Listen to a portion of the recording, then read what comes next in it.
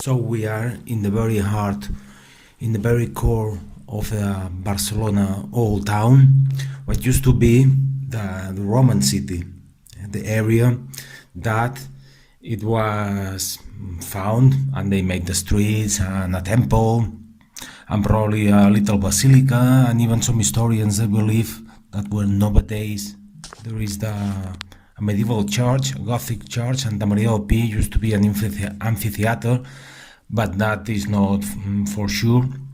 And well, that was a city that it was the whole of Barcelona until approximately 11th century. By this time, the Muslim menace from the south, the last destruction of Barcelona by a Muslim raid carried by a great general called a kind of dictator of the Caliphate of Cordoba called Al-Mansur, was 985.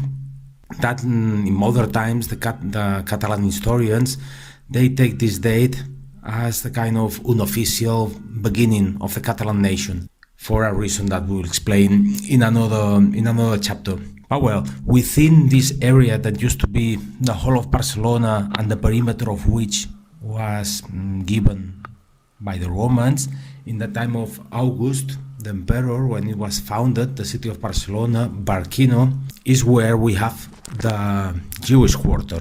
That in Catalan, as you can see in this plaque, there under this street light, it's called Cai. That is the equivalent that in the Sepharad, all the Jewish world in Europe, it was kind of divided in two areas. The Sepharad, that it was the Spanish countries, as the Ashkenazi, and that they were speaking German. Actually, the Catalan Jews, they were belonging to none of them. They were not really Sepharad, and neither Ashkenazi. And actually, they were quite useful because, especially for the interpretation of some of the Jewish laws, that has been making this kind of jurisprudence of the Talmud.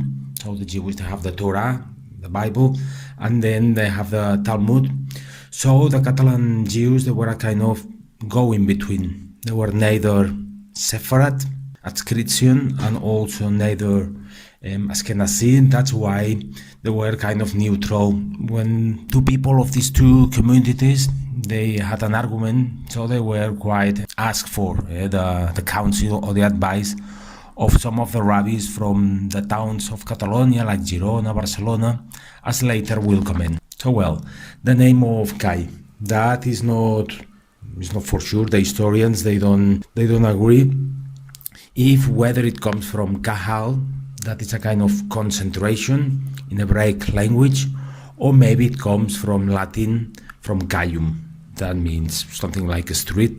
And well, so in Catalan they are called Cai. What in Sepharad they used to call them Aljames, great and very prosperous Aljames from the time of the Muslims in Al-Andalus. From there was coming out Averroes. Well, that was a Muslim, but also one of the greatest thinkers of all times, Maimonides. That is from a much later period, from the foundation of the first Jewish quarters in Catalonia and in many other places of the nowadays Europe. What concerns the Jewish quarter we are visiting today, we have to refer to have some argument to say, well, it exists, a Jewish quarter from this time or from that other, to some stones, some epigraphs found in Tarragona, more at the south, and in Tortosa. Especially Tarragona was a very important Roman city, and Tortosa also was a Roman foundation like Barcelona. But the thing that along the so-called late ancient times, or Tardo-Roman times, and in the times when it was a new kingdom, not anymore they were the Romans, the Roman Empire, but the so-called Visigoth Empire. By 6th, 7th century, in these two towns, they have found two stones telling something in this memory of good remembrance of Isidora, a girl's name, daughter of good remembered Jonathan and Axia. Rest in peace, her soul with all Israel. Amen. And the other stone from Tortosa, it's even more interesting because it's written in 3 languages, Hebrew, Greek, and Latin, which is also telling us that the Jews living in this town of Tortosa and probably in the rest of the ex-Roman Empire, they were polyglotters, they were speaking different languages, and that's something that happened along the centuries, at least here in Barcelona. They were talking a kind of Catalan dialect, Catalanit, but also, especially when they were going to the synagogue, they had to have some knowledge of the Hebrew, and many of them, they knew Arabic. That's why they were working for the councils of the time, especially for the kings, very learned people. So well, we could affirm that probably in Barcelona by the 7th century it was a Jewish community, or even we could believe that before there was presence of Jews in the Iberian Peninsula. Because what happened? Well, you know that it was this war in Judea. Some Jewish people, they didn't want to submit to the domination, to the rule of the Romans, and it was this rebellion, and all ended up very badly for the Jews. It was even the destruction of his capital and his great temple in Jerusalem, and then it was the Exodus from Titus, this emperor. It was an exodus, and probably so they were going to the most prosperous, especially harbor towns in the ex-Roman Empire. Probably they were first to the closer territories like Syria or like Greece or like the area of Egypt, Alexandria. But slowly they were going to other places, for sure Rome, because obviously the people, once they see their territory has been destroyed and there is no chance anymore to look for prosperity, so they try to go to places where there is prosperity, and that was the case of Roma, and probably, why not, of Barcelona. Though it was quite small in these times, it was like 5,000 inhabitants in the Roman times, though by this time of the Visigoths, they start to enjoy some prosperity. And here, in the left-hand side, we have the remains of what used to be one of the city castles of the town of Barcelona. That it was the place where some Jewish population took refuge in one of the most awful pogroms to the Jewish population that took place 1391.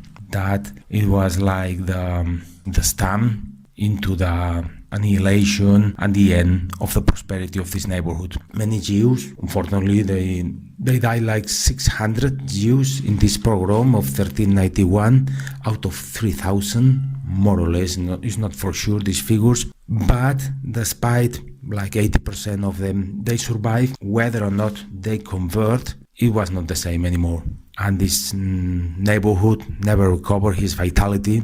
And some 20 years later, or just then, by the King Martin, it was decreed dismantling and the end from an institutional point of view of the Jewish neighborhood. That was not the end of this anti-Semitism and this persecution against the Jews, whether they still preserve their faith or whether they had already converted, because after this pogrom of 1391, that later will explain more his evolution. So it was another wave of anti-Semitism and making the life impossible for the Jews or ex-Jews, ex-religious Jews, with the Inquisition, the Spanish Inquisition, not anymore controlled by the Pope or the bishops, his representatives in the dioceses, by the very same kings of the kingdoms of Hispania, that they had a great collection of kingdoms from America to Filipinas, in the Iberian Peninsula, like the Principality of Catalonia, Aragon, even Sicily, the south of Italy, the Kingdom of Naples. So the Inquisition was controlled by these monarchs, and they were checking out the Black Friars, the Dominicans, that they were not hidden Jews, or as very nastily they were calling them in Mallorca, marrans, something like dirty people, the so-called crypto-Judaism, hidden Judaism. And the thing is that in this castle, where here on the left-hand side you have a remain they took refuge, some of them, but as the king was not here and couldn't defend them, later we'll explain why he was interested in defending the Jews. So they were taking them out of this castle, and if they didn't renounce their faith, with a knife in his throat, so then they were killed. That's why actually many people converted, because it was to die or to convert. And these persecutions of the Jews, already by these late ancient times or very early medieval times, in the time of the Visigoths, seems that already they were the first persecutions decreed by some of these Visigoths or West Goths kings.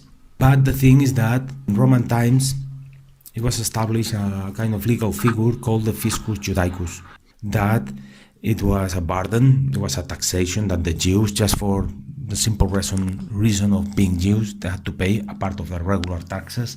But at the same time, as the Roman emperors and later this legal figure was inherited by the Christian kings with things like the Opferpfennig, it was a way to say, look, you are like second-class citizens, but I am at the same time interested that you preserve being different, because like this, you pay to me something apart.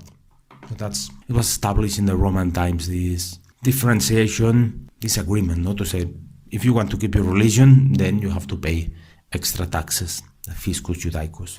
And we will have a quick look into this house, that also by the type of balconies and the sgraffiato. It's from the 16th, well, maybe more 17th century, but it's important because it is said that here it was the very same Cervantes, one of the greatest narrators and writers of all times, together with Shakespeare or Molière, of the Castilian literature that wrote El Quijote de la Mancha. He was in Barcelona because he was enrolled in the navy in a battle against the Turks, the Battle of Lepanto, and as here there were the shipyards and part of this navy, he was in Barcelona like a couple of years.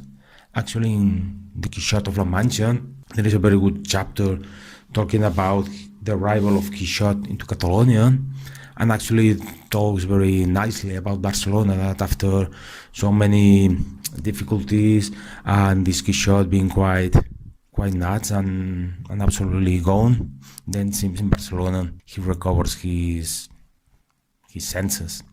So yeah, the house where it used to be a printing, and actually the printing is one of these things that the Jews specialize.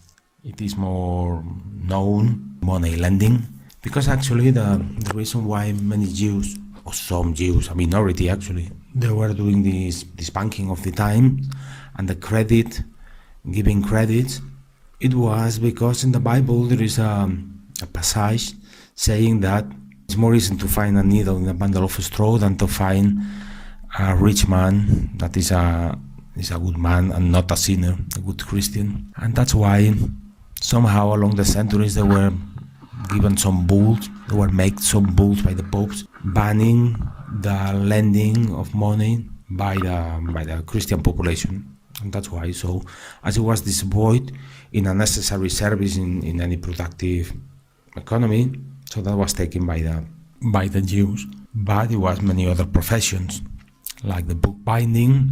Probably this man of this house that printed one of the first Quixotes of La Mancha back in 16th century or very early 17th century. His forefathers they were Jews, but also there were many other jobs, like for example the bakers. No, obviously they had the special food, the kosher, and they have to make this kind of pita bread without the yeast and some other special things that they have this very strict regulation. Or they were silver makers. And concerning this profession of working this very noble metal, there is a very great book called The Last Jew by Noah Gordon that talks about a man who was a silver maker, and actually it's a very good novel because somehow brings you into this world of the Jews and the difficulties, but also the happy moments they were living into this Hispanic kingdoms, like more in Castilla, where it's developed the novel, but also in some other kingdoms like the so-called the Crown of Aragon.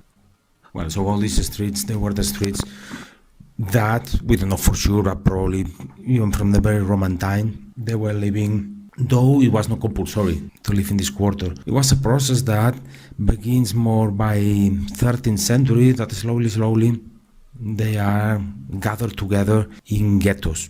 And remember that ghetto, that name comes from the Jewish quarter of Venice. Before, by 10th, 11th century, they had properties outside, but slowly, the Pope, to different decrees, the so-called bulls, and in some special gatherings, like the Third and the Fourth Lateran Council, they were saying, so they have to wear a special clothes, because like this we can make a difference in between the Christians, the Muslims, and the Jews, because remember that also one of these like second-class citizens, they were not only the Jews, but the Muslims.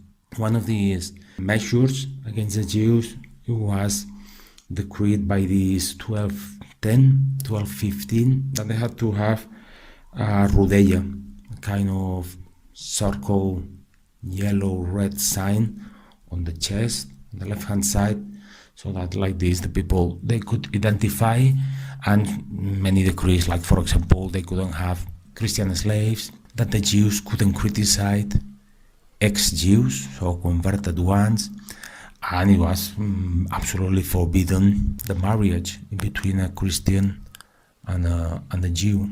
And also interesting to realize how they were enjoying less rights and always considered more suspicious as a Christian one. It's a chapel in Barcelona, one of the greatest medieval Gothic churches of the town, St. Just, that has very interesting facade, and the interior, this kind of Catalan Gothic nave open saloon space. But apart, inside, there is a chapel that it used to be the private chapel of one of the greatest families of the times, Requesens, with one of the greatest altarpieces in Barcelona, that putting a coin so you can alight and you can see in all his splendors, one of the early Renaissance paintings in Barcelona. But referring to our matter today of the Jewish population in Barcelona in these medieval times, happened that then it was a so-called privilege, something that only could be done there in this chapel, kneeling before the altar. And this thing, it was that if a Christian had an argument, a legal argument with a Jew, and they were going to court, they were obliging the Jew to go there to the chapel to say and to promise, to make an oath, a solemn oath, that he was not lying and that he was saying the truth in his testimony. We have an hotel, partially recently restored. You can see in the frames they were making it with very good stone from Barcelona, and the rest with this rubble, more cheap stone, and then all plaster, and has the name of the Jewish neighborhood in Catalonia. Not only here, but there are many other towns smaller than Barcelona. The Jewish quarter of Barcelona for sure was the biggest. So if in Barcelona there were like 30 to 60,000 inhabitants, depends on the moment. So like 5% maybe they were of Jewish confession. So approximately something like 3,000. But also there were very dynamic and thriving communities. For example, in the town of Girona, that there was famous the school of Kabbalah. This secret knowledge and special reading of the Torah, that then they were reducing it to some numbers, and then they were making some kind of calculations, and with it they could predict the future, and especially the cornerstone of the futurology of the Jews, that it was when the Messiah would arrive.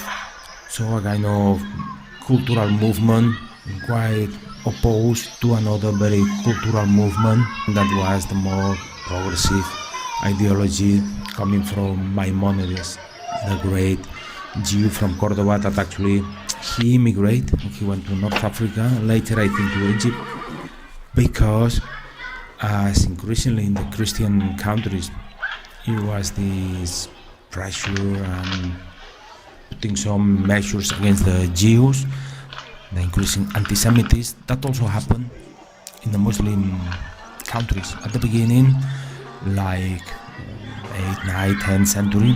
They were actually welcome, they were very loyal people, there were also money lenders in these countries, they were great doctors, so they were prospering. But then the so-called Caliphate of Cordoba came to an end, and from North Africa and even from Sahara area, they were coming a much more radical and fanatic, absolutely rigorous Muslim communities, the Almoravids and the Almohades, and they said that if they allowed to live Christians or Jews, that they were not really accepting the Prophet Muhammad, so that was bad for them, and that's why many Jews they were emigrating from this area to other Muslim countries, more open, or also to the north. And that also has been a constant in the history of Europe or the world, that normally in the places that the Jews left, that has been not very good for the dynamism of the economy. And in the places they have received the Jews, that has been quite a good boost for the transformation. Because in the one hand they had capital, monetary goods, but also they had knowledge of some sciences or some of the crafts and trades. So that also was happening in the medieval kingdoms or territories of Europe. Well, they have been finding some remains. Like here we have one of these stone inscriptions, an epigraph. Many things have been found in the hill of Montjuic, that actually probably that means hill of the Jews in Catalan, Montjuic. As actually there are some others in Catalonia, like in Girona, that were talking about this Kabbalah school, and it's still quite well preserved, well, perfectly preserved. They are not living anymore, the Jews there, as here. Nowadays, the Jews from Barcelona, they live wherever they want. Obviously, they are not all together in a ghetto. And the neighborhood, the ex-Jewish quarter of Girona, also is quite famous. There is a great museum about the history of the Catalan Jews. Also in Tarragona used to be a neighborhood that now is in full reconstruction or restoration, next to near, very close to the cathedral, into the very old town. Or it was very dynamic also and thriving, the Jewish community of Tortosa, that still you can visit this neighborhood, and probably is the most authentic, because they have these just 1-2 floor houses in a street network that somehow they remember as these times when Christian Jews and Muslims, they were living in these quite prosperous towns like Seville, Tortosa, Cordoba, and well, so all along these Catalan Aragonese territories, there were quite important Jewish communities like Valencia, Mallorca, Zaragoza. Well, here we have one of the oldest buildings in this Jewish quarter that used to be a house. Nowadays, after a restoration some 15 years ago, it's a so-called center of interpretation of the Jewish inheritance, kind of museum, with some of this stone found in this hill, because in this hill used to be the cemetery. And notice how one of the main difference between the Jews and the Christians, the Jewish cemeteries, like they used to do the Romans and the Greeks, the ancient people, they were outside of the town. They knew that for hygienic reasons and to avoid fires, the best is to bury your people and to have these rituals outside of the town. But then the Christians, for the sake of being close to the relics and to the churches, the holy places, the cemeteries that were brought inside or intramuros into the walls. And then in modern times, by 20th century, they making some work in this hill. They were finding some of these stones that actually that's part of this very sad story of repression and annihilation, later ousting of the Jewish community, it came the time when it was decreed his expulsion, his ousting, 1492 by the Catholic kings, and they went to the cemetery of Montjuic, and the tombstones, they were cutting them in pieces as they were from this very good Barcelona local stone, sandstone. Then they took these stones and they used it to build, especially we know it for sure because they are visible from outside, and even some parts in the inner corridors, they were using it to build the palace of the representative of the king in Barcelona. The Viceroy, a great palace in Barcelona, Renaissance. They are, with a bit of attention, you can see like here, there, some stones that they have some kind of letters, and that's a typography of the Jewish language. And they were the stones that before they were on this hill in the graveyard of the Jews. So yeah, this house built with this stone, that was from this hill, that a part of this graveyard, it used to be the stone quarry. But the thing is that this house is called the House of the Alchemist.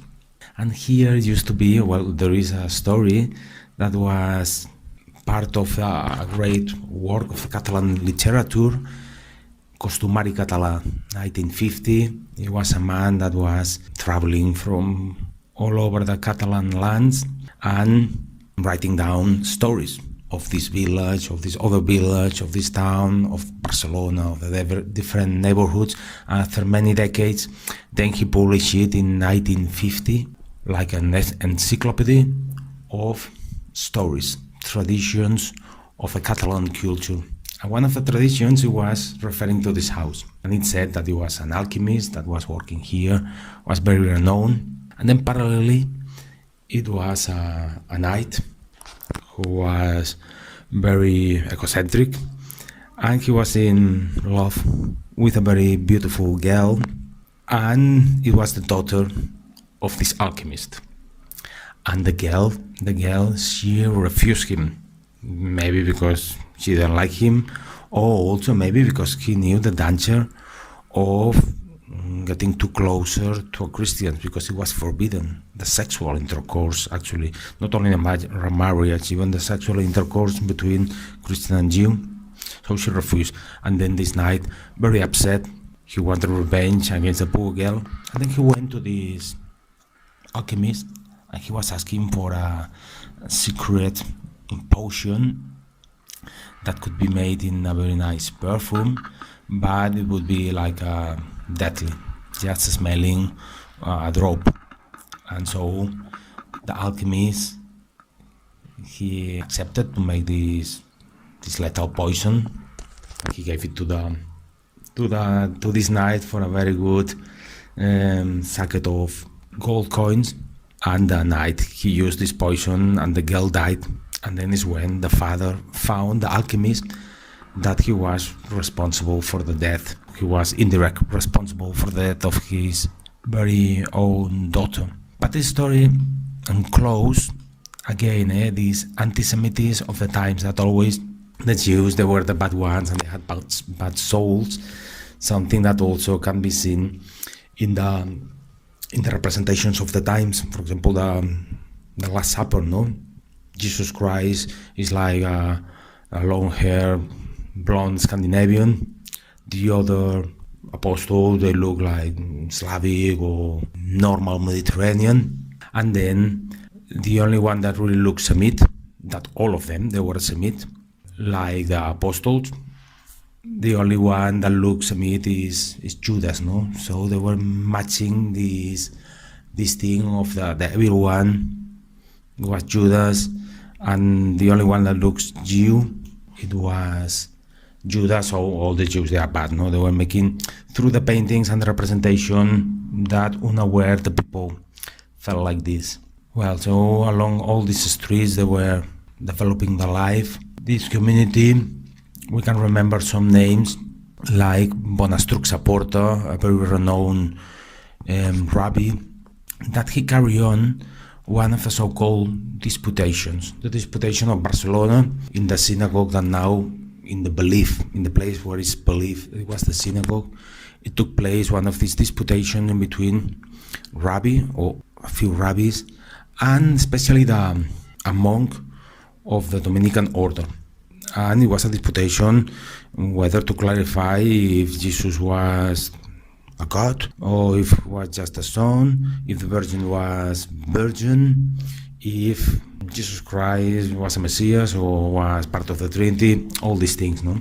Then later, this disputation of Barcelona is by mid-13th century. Later it was also a very important disputation, the disputation of Tortosa, in the times that already the Jewish communities, they were fighting down because already had been this very deadly pogrom of 1391. Before, by 1348, had been another pogrom. That this first one, it was not that deadly as the second one, but the first one, it was with the appearance of the Black Death. And the Black Death, actually, it was one of the reasons why many Christians they were killing, no, and they were attacking some of the Jewish communities, because they say, well, that has been a chastisement of God, no? God is punishing us for something, and that's because we allowed Jews to exist in our communities. And then seems that the death rate in Jewish communities maybe was lower, because a part of being more learned, they were more clean. Normally they had some standards of cleaning, like for example the woman when it was menstruation, so they were going to the mikveh, this kind of ritual pools, which actually, like an hour by car from here, in the lovely medieval World Heritage town of Besalú, there is a very well preserved mikveh. So the death rate was lower of the Black Death, though also the Jewish communities, they also suffer many of these awful pandemic of the time. And then there were these stories that the Christians, and especially the black monks of the Dominican order, they were spreading that the Jews were to blame, that they went to finish, to annihilate the Christians, and they were throwing poison into the wells. Then also they said that they were killing some babies to get the blood, this kind of ritual libel, and then to make some special rituals, or even sometimes they said that one of these hosties, this waffle, white waffle that is the body of Christ or represents the body of Christ, in these times there were awful arguments. They were even bringing to the stake or to the fire people who denied that this waffle, it was the very same body of Christ, that it was not an interpretation or allegoric, but it was true. Right there in this waffle, it was the body of Christ. So if you broke this waffle, unless you were a priest, so it was like a sin, like to kill Christ again. And they said that some Christians, they were breaking these waffles. And well, so for these reasons, there were at different times and in different countries these attacks, these pogroms. But really all began because it was appearing or found a congregation of the Dominicans. As you can see in this summary of the life of Santo Domingo Guzmán, the founder, and San Ramón de Peñafort, one of the earliest, more powerful figures, and actually the second or the third general master of this congregation. These Dominicans, they were appearing as a new group of monks, the preachers, city monks, that they were sustaining themselves out of not working like before the sister of the Benedictians, ora et labora, but out of alms, that they were going out or they were enjoying donations, and with it they were making their monasteries and then preaching again, and especially always they were preaching against the Jews. After they made an awful killing and persecution of the Cathars. Actually, the Dominicans, they were found because the Cathar heresy. The Cathar, as it had been before with the adoptionists, with the Arianists, they were one of these many Christian faith, no? That they were going out of the orthodoxy of Rome and the Pope. Catholics, for example, they were vegetarians, they were against the authority of the Pope. They said that the bishops, they were absolutely corrupt. They said that everything healthy, it was sustained by the evil, so the best was not to reproduce yourself. So they were promoting the end of life, no? Because everything in the earth was already dirty. But also, well, they had very positive things, no? Like the pacifism. They were against the wars and the nights, and they were like more democratic and against these very unjust situations of the times. And that's why the Pope and the bishops, they were not especially interested in them, to allow them to spread. And first, I said to the sister monks to try to teach these people the right way. And as they were not making sense, then they called to a more rigorous arm to finish with them, together with a crusade. Some knights from North France, they went to this area of Occitania, Albi. They were also called Albigens because it seems that kind of capital was the city of Albi. And actually, after they finished with these people, being organized by the Inquisition, this new tool to interrogate and to search for books and to torture, all these things. And they were looking for a new scapegoat of all the evils of the world. So that also is common. In any organization, once you fulfill your goal, you want to continue to exist, no? Because already you have your assets and you want to that somebody inherit these assets, and you give job to a lot of people, and these people is interested in this organization to continue existing. So normally you look for another goal. And that's what happened with the Dominicans. And they say, well, who is to blame for the poverty or for the bad harvest or for this Black Death? The Jews.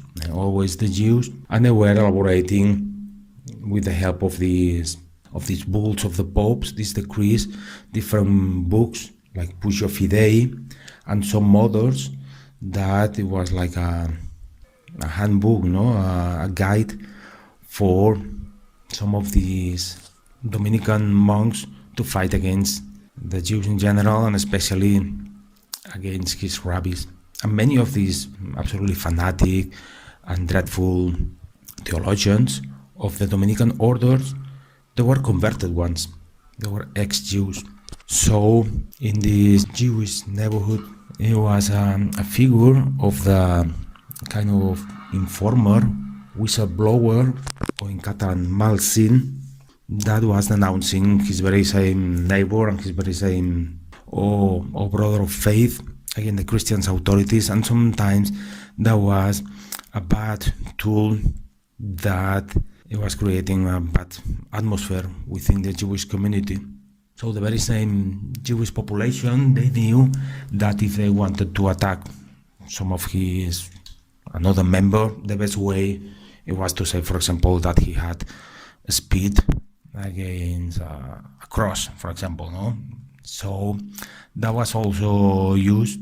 Obviously, the Christians in general, this ideology, no, of anti-Semitism, and the black monks, they were to blame, but it's also true that there were some rotten apples always within the Jewish community, and also this kind of less rights of the Jews that they were enjoying, not at the beginning. At the beginning, they were the mayors, they were the ambassadors of the kings, but with the arrival of this Dominican order, and already by 14th century, they were experiencing these difficult moments, especially in Easter, because remember, in Easter is when they crucify Jesus Christ, and in the palace of Pontius Pilatus, they were offering Jesus and kind of leader of a rebellion, Barabbas, and they would prefer to,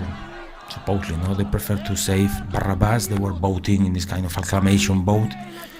So that's why later that was also an argument, that they were their side, like God killers, because they had chosen Barabbas instead of saving by acclamation Jesus Christ.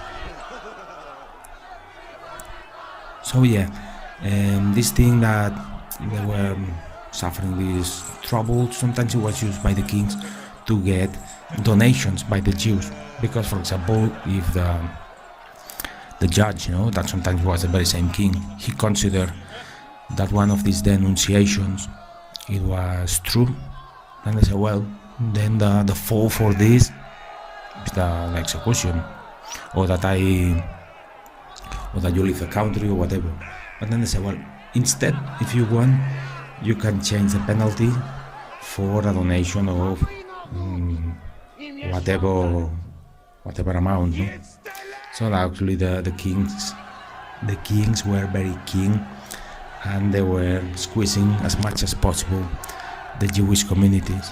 That they were what in the times in some texts they call the jewelry box and treasure of us, el cofre i tresor del rei Nostre Senyor. And sometimes even when they were making testaments in the inheritances to give this town to this one or this castle to the other or whatever, they say, well, so the Jewish quarter of Girona goes to this one, the Jewish quarter of Tarragona goes to this other, no?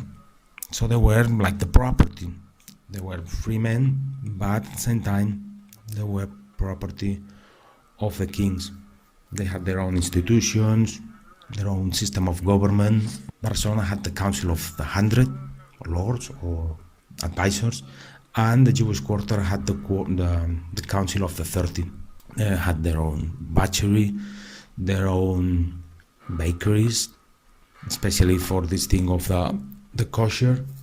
And yeah, so they were prospering, and there were great figures like a family called Crescens, Abraham Crescens, that they were from Mallorca, so these Catalan lands, and he made the best atlas of the times, and now is in the archive of Paris, or the National Librairie de Paris, the atlas, the Catalan atlas actually it's called.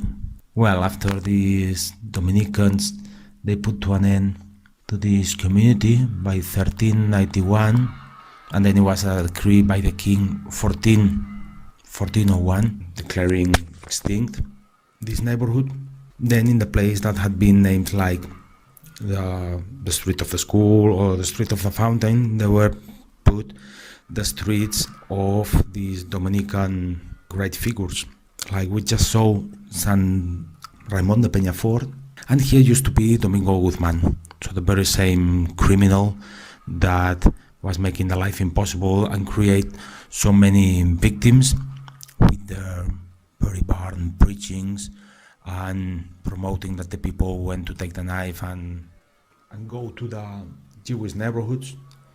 That it was this moment of absolute madness. Actually, this pogrom, it began because he was a preacher of this Dominican order.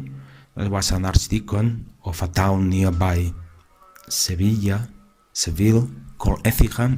And then finally the people went mad, the Christian people, and they were assassinating many Jews, and like a stain of oil was spreading over different kingdoms and towns, and in Barcelona also arrived. Probably also because some foreigners, these agitators, they were arriving to Barcelona and they said, in Sevilla, the Jews have killed a baby or whatever, no?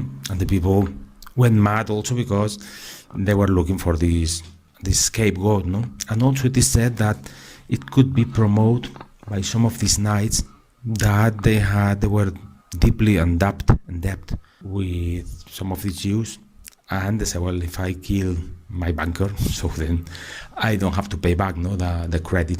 So for different reasons, but the thing is that it happened, and so it came to an end, this very dynamic society.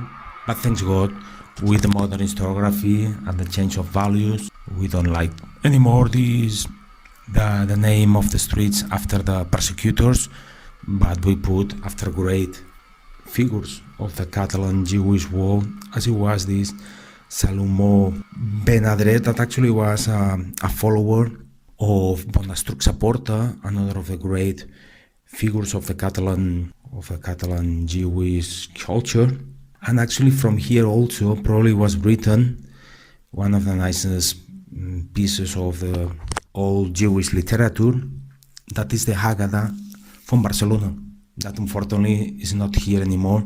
It's in Sarajevo, that thanks God was surviving from the bombing, or when it was the war in Yugoslavia, or the ex-Yugoslavia. And then, well, you know what happened. After these late medieval times, at the beginning of the modern era, then it was Ferdinand and Isabel that said one kingdom, though it was really not one kingdom, it was different. Castilla, Navarra, Aragon, Catalonia, Valencia, Sicily, and so on. And one religion, no? They had this obsession of unifying, like only one thinking aloud, and progressively was the building of this state of police and this dictatorship and the pyres that they were burning, not only Jews, but also some Protestant that could risk to cross the border, or some Calvinists, some witches also. And actually about the Inquisition also, I would like to recommend you a very great book by one of the best writers, Miguel Delibes, that is called El Hereje. It brings you very well to this time of progressively modernization of the cities and the trade and the troubles all over the world, but at the same time in Spain putting the foundation of his decay, because they were getting rid of any opposition, critic, and part of his population. And actually a century and a half after the decree of expulsion of the Jews, 1492, they were also expelled the Muslims, that they were great farmers. So that also was added to the decay of Spain, that still in these times, 17th century, they had these great armies, the tercios, but slowly from an economic point of view, it was not dynamism at all. So where it was the street of Domingo Guzman now, after this great rabbi from Barcelona. Notice how narrow there are the streets, and quite high for the times, the building. In general, that happened in all the old towns because they were enclosed in walls, so they had not a space. They had to find a space within the walls. But in Jewish quarters, there was this decrease at certain time that they didn't let them to have properties outside the Jewish quarters, and even for their own security and for being practical to go to the bakery and to these mikveh, these services. Maybe they wanted to be together. They had to find a space within. And that's why the Jewish quarters in general in the old towns of Europe, they are even more dense than the rest of the town, because this process of progressive ghettoization. And here it is where it is believed the major synagogue. And one of the reasons why they believe it's like this is because of some of the historians, and the owner of the synagogue believes like this, is because this wall actually is facing east, is facing Jerusalem. So yeah, very important, these disputations, Bonastruc Saporta, by mid-13th century, about one of these ex-Jews or convert, that normally they put very Christian names like Pau Christian, like Christian Paul. It was about the Virgin Mary and the arrival or not of the Messiah, but normally they were not playing clean, the Christians or Dominicans. They were allowed to enter into the synagogues and steal books, Talmuds, Torahs, looking for some insult into the Virgin Mary and these kind of things. And the thing is that despite sometimes from a oratory and content point of view, maybe so the king, that sometimes he was there as an audience, he would say, well, the rabbis actually they defend better their point, but as the Dominicans, they had the cultural hegemony of the times, then they didn't support it, and the Jews always they were playing or receiving the worst part. And actually Bonastruc Saporta, in this disputation, he had to leave the country because the Dominicans they were very unhappy how he had defended his ground. And he brought down later when he went to nowadays Israel, he said, I left behind my family, had to abandon my homeland there with my beloved sons and daughters, my grandsons, so pretty and beloved by me, which I saw them growing up. I also left my soul. And so you can imagine that it was very, very sad and difficult from a patrimony point of view to leave the country and to begin again, no, in another area. And actually, until 20th century, in Thessalonica, still, and in Roma, where a lot of these Jews, Catalan Jews, they went when they were expelled. Many others they accepted to turn Christians, not the majority actually, or whether they couldn't pay the trip to travel to Morocco, to travel to Istanbul, or to travel to Roma, so they decide to stay, or whether also they didn't want to lose their goods, their houses and their businesses. But some other left, and until 20th century still in some communities they still were talking Catalan, not Spanish, as it was the case of the Sepharad communities. So also a part of this old building, the major synagogue, what is believed, very close, like a couple of minutes, you have a shop, a furniture shop, that if you ask permission or if you enter looking at the different goods, there is the remains of this mikveh. And in some other building, in a very nice cafeteria that they sell like pastries made by nuns of different convents, in the ground floor there are the remains of a bath, not these ritual baths, but a kind of public bath that was run by a Jewish businessman. Well, nowadays might seem very small, but you have to take into account all the dense thickness of rooms and courtyards. So it was much bigger in room or capacity, what you can imagine, from the street view. And here in front of us, we finish here with this view of the palace of the Catalan government. That it was an enlargement, this area that we are seeing here, when the Jewish neighborhood came to an end.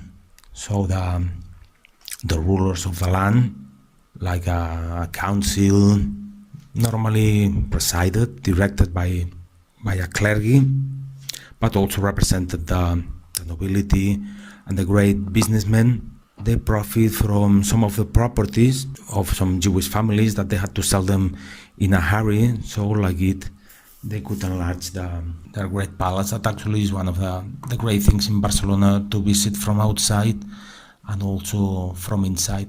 So if you go one day to visit these narrow streets of the Jewish quarter, especially in some weekends, some Sundays, it's also for free to visit the palace of the Catalan government with this mix of windows, because it was enlarged and built along different centuries.